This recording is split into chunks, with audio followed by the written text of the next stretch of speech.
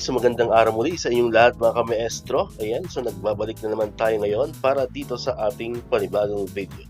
Pero bago natin talakayin itong ating video natin ngayon mga ka-maestro, kung bago ka pa lang dito sa aking YouTube channel, huwag mong kakalimutan na mag-like, mag-comment, mag-share at syempre, i-subscribe mo na rin itong ating YouTube channel, El Maestro Sir Anton Official.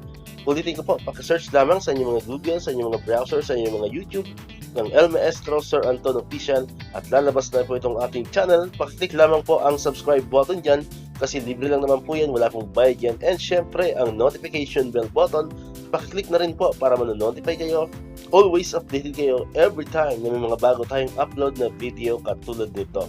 Alright, so nabanggit ko na kanina ka-maestro, meron tayo ngayong panibagong video.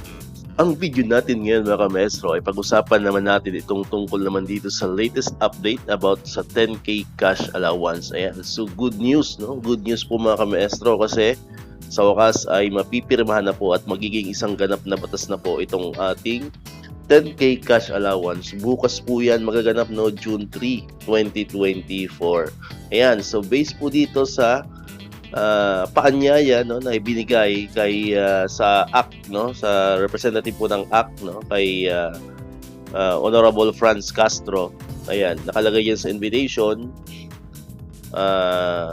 Magaganap ang ceremonial reenactment of the signing into law of the Kabalikat sa Pagtuturo Act na mangyayari po yan bukas no, June 3, 2024, 4 p.m. to be held at Malacanang Palace, Jose P. Laurel Street, San Miguel, Metro Manila. Ayan. So, pirmado po ito ng Presidential Advisor on Legislative Affairs, Head Presidential Legislative Liaison Office, si Secretary Mark Leandro L. Mendoza. Ayan. So, legit na po ito at na-post na rin po ito sa ibang mga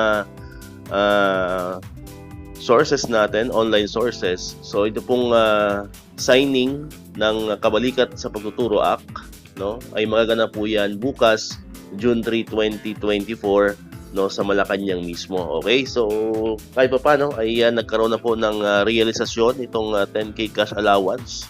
Ayan, alam ko matagal nang tinatanong yan ng mga ka-maestro natin, so at least ito ay malaking tulong na rin no, kahit wala pa yung ating inaasam na salary increase. So ito na yung at least meron ng simula no, matatanggap na natin itong ating 10K cash allowance no, siguro by possibly nito next year no. Ang mahalaga ito po ay magiging isang ganap na batas na, so sigurado na po yan. Alright, pamtabay lang po kayo dito sa ating channel no, sa mga latest update tungkol dito no.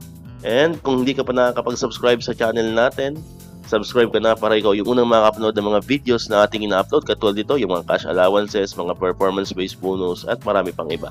And syempre, click mo na rin ang notification bell button para manonotify ka pag may mga bago tayong uploaded na videos.